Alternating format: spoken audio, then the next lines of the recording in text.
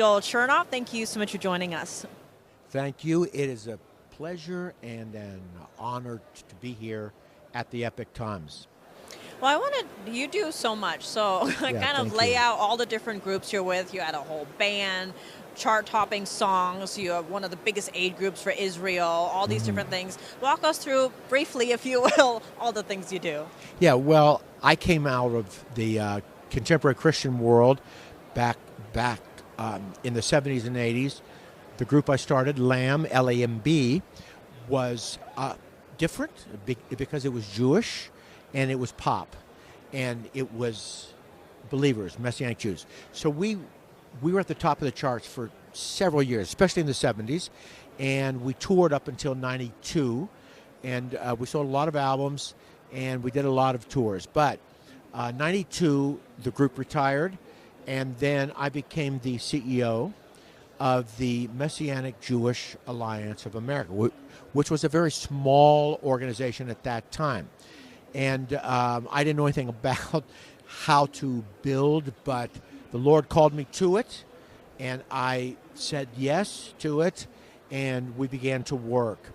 1996, I was in my office early, and I was thinking about how the Lord was moving me and the Messianic movement towards reintegrating with the mainstream Jewish world.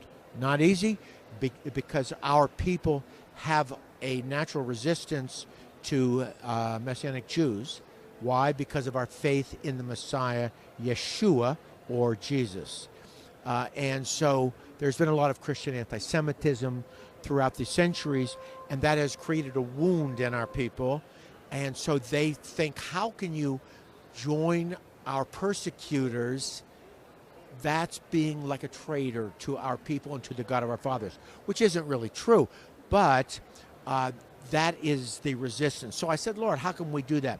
So I was thinking about the poor and the needy in Israel, and as I'm considering that in a prayer time early in my office, the Spirit of God fell on me with such power, and I began weeping, and I was thinking maybe to help a few needy people here. No, the Lord, it was like a fog lifting, and I could see way out, and the Lord said, no, and I immediately ran over to my desk. I was just weeping and weeping, and I began writing out the vision of the Joseph Project International, writing it out. I didn't know it was a Joseph Project International quite at that time, but I was writing it out, and this was the word. The word was, in a short period of time, in the future, over 1 million more of your people are going to come out of Eastern Europe, Russia, in a time of great peril. They will come quickly to Israel. Israel will not be prepared for it. And he says, just like Joseph prepared for the famine in ancient Egypt, and because of that, they prospered through the famine. It was a 7-year famine. You are to partner, the Messianic Jewish community, partner with your Christian brothers and sisters around the world and prepare a blessing on the soil of Israel for that time, and then meet urgencies along the way, build the infrastructure, do what you have to do to learn, kind of like Noah had to learn how to build a big boat. He didn't know, he was not a boat maker. So he had to learn.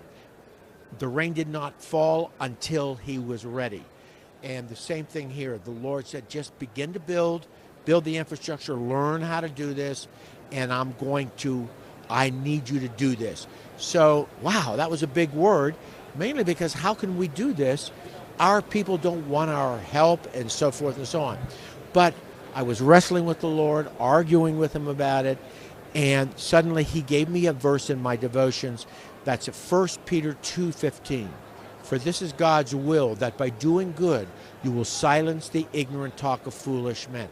He said, just trust me in this. Step out in faith and begin to bless your people. I will go with you, and I will resolve the resistance to you. Don't worry. Let me handle the resistance.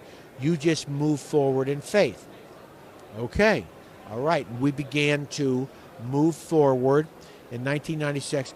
And for 3 years, nothing happened. And then I was casting the vision everywhere, nothing. Then suddenly in 99, the Lord brought me somebody, and by 2000, we were shipping goods. The first container, 40-foot container, went to Israel, and we had some challenges there, getting them through port. Most of the philanthropy in Israel is done with cash. But this was a 40-foot container full of brand new shirts for the poor and needy of Israel. And so they wanted us to pay a tax, a 17% tax, and it was worth $200,000.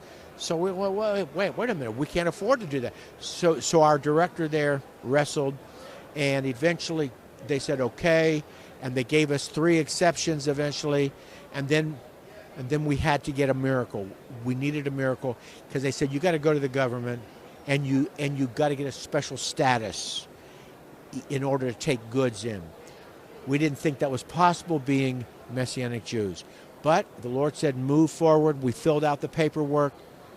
They knew who we were. We didn't think we were going to get it. 2 months later, nothing. And then all of a sudden the paperwork came in. I'm telling you the short story. And today, 25 years later, the Joseph Project International is the largest importer of humanitarian aid in the state of Israel. We actually partner with Christians in Europe, United States, and China, and they ship goods in. We also partner with over 120 corporations in Israel who have given us tens of millions of dollars in excess inventory and in other goods. So we've done about 170 million, and since the war broke out, we have put $25 million worth of aid. We have a fleet of trucks and a warehouse in central Israel, and we were ready. The Lord had prepared us. We had millions of dollars in goods ready for that war. We didn't know when it was going to come, but it did. And so our trucks, within 24 hours, the IDF gave us the okay to move to the Gaza Strip area, and we began supporting the troops and the displaced Israelis. So that has been a series of miracles to get us to this point. Very incredible story. And speaking of current events, of course, right now there's the hostage deal that's going back and forth with complications, as one of the bodies was not that of the mother that was returned to the Israel. So now Israel's like, we're not going to release the Palestinians as promised. How are you viewing this whole conflict, especially when it comes to the hostage deals? Where do you see this going? Well, it's a very difficult situation because this was the tactic. It's been the tactic of the terrorists for decades, is to try to capture Israelis and then free hundreds of Palestinian terrorists for just one. It put Israel in a very difficult position, but I believe the Lord is in the whole thing, and fortunately, the presidency has changed here in this country, and President Trump is much more pro-Israel and is supportive of Israel. So I don't know if those hostages are going to get out or not, because the terrorists, why would the terrorists just hand them over? This is currency for them. So we're just trusting the Lord that He's going to give the leadership of Israel, the armies of Israel, wisdom, and with Trump's continued support, hopefully there will be a way forward.